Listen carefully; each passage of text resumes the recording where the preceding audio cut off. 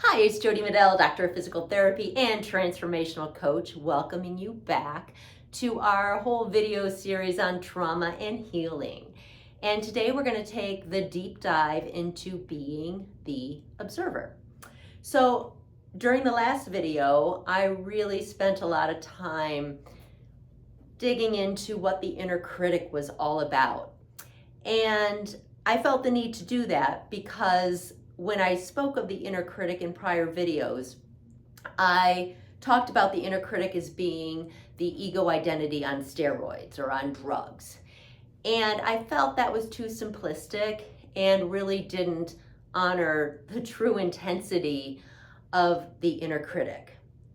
So I redefined it. I'm just going to cut this short just to wrap it up from last video. The inner critic really is the negative aspect of the ego identity.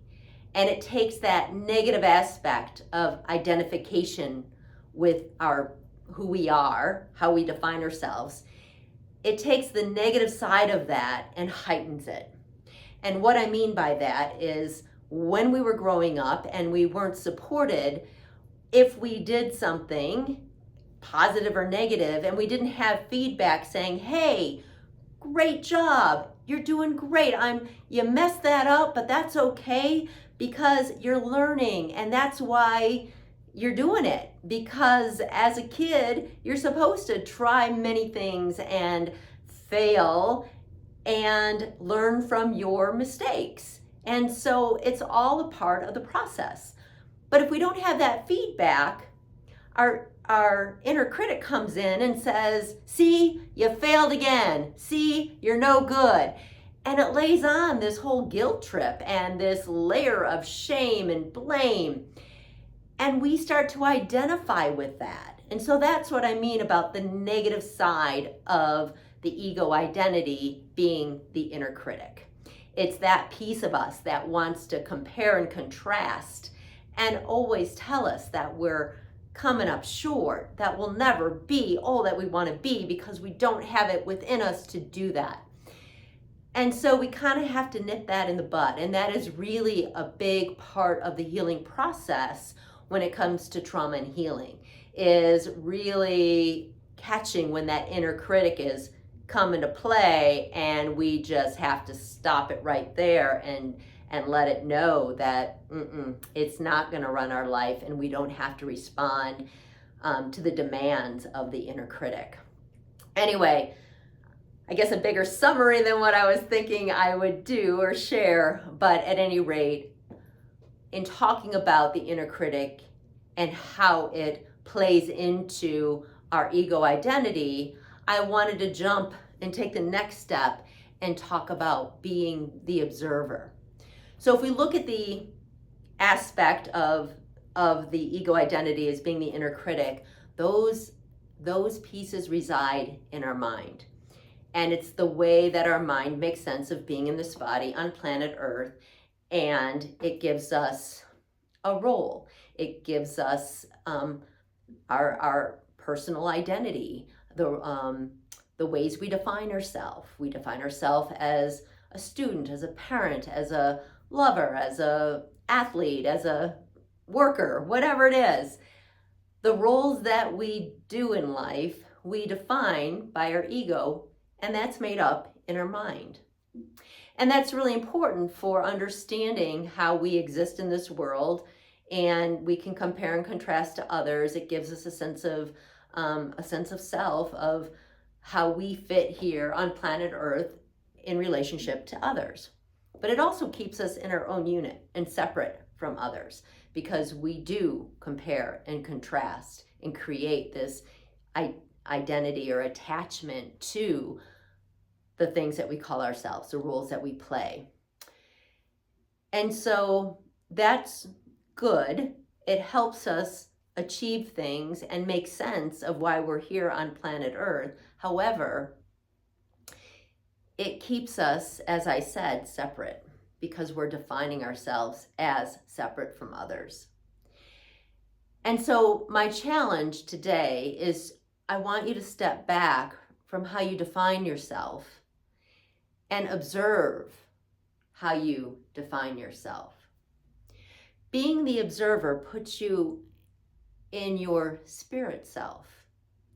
So if we look along the spectrum of body, mind, spirit, our spirit resides in our heart, and our spirit is connected to the collective, connected to the divine.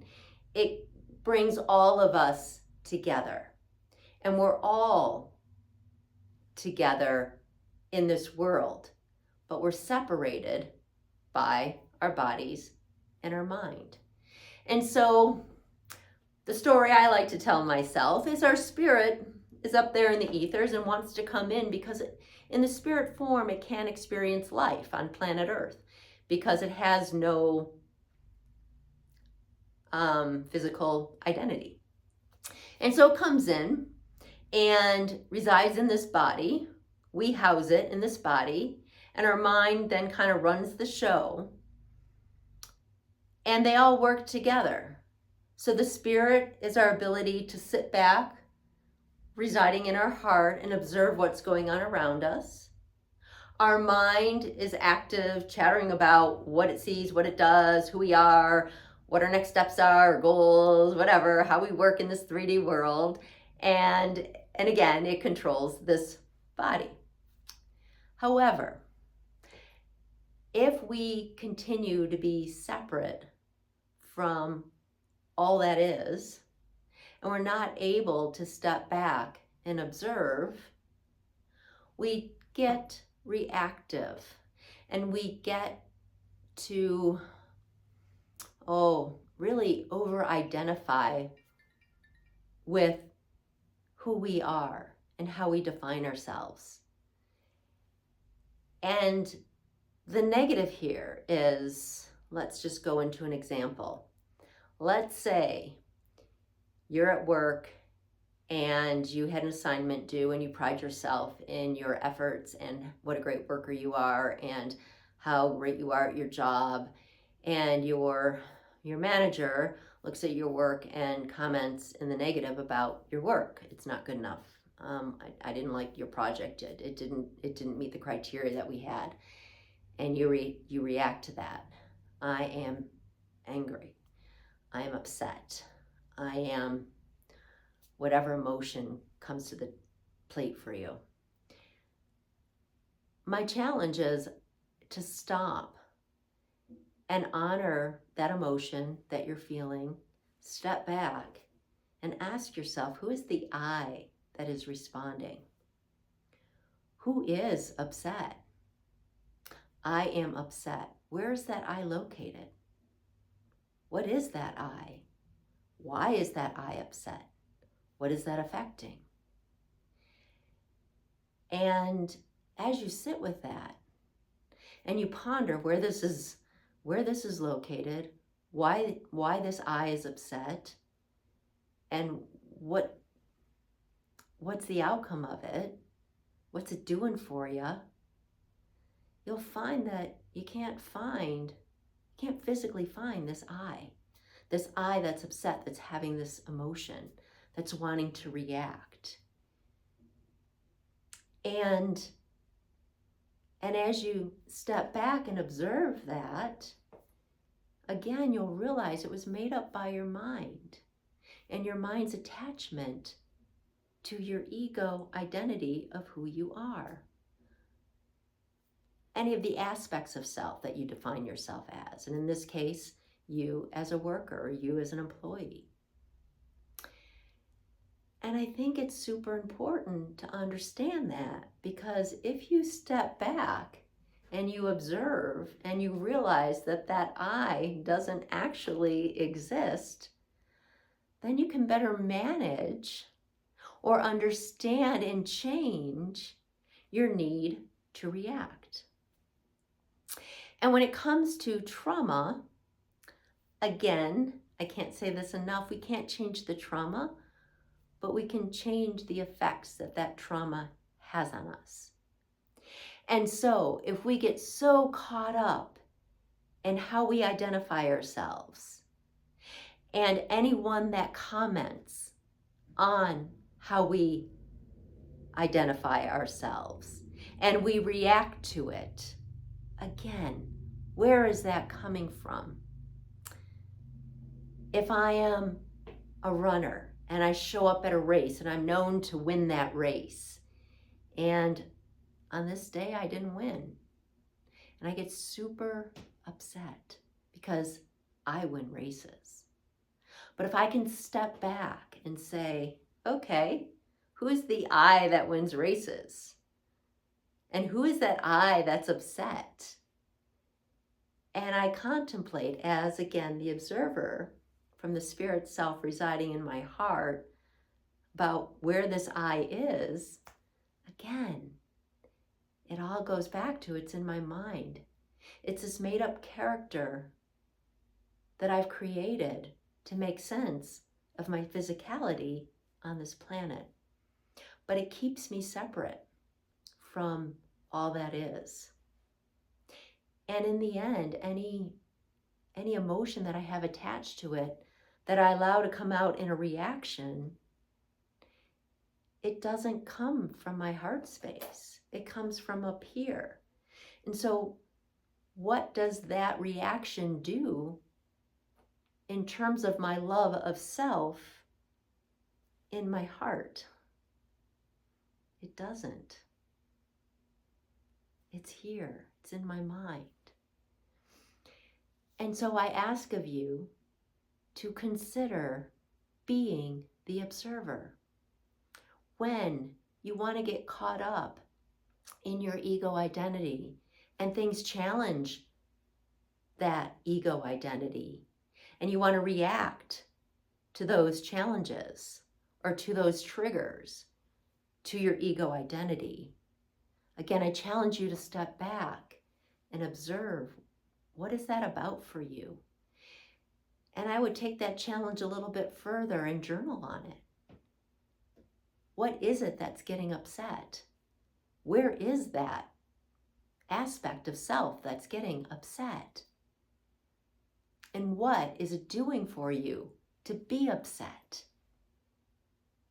And it's all going to come back to, wow, it's up here in my mind. And as the observer living in your heart, you can see that, and you can see it clearly. That you don't have to be part of the drama, the story, whatever's external to you that's out there. You can step back and observe it and be detached from those triggers. You don't have to react. You can step back, reflect, take time, and in a loving way, both to yourself and to others, if necessary, respond. So when it comes to trauma, this helps break the cycle of the reactivity that can happen from brain dysregulation.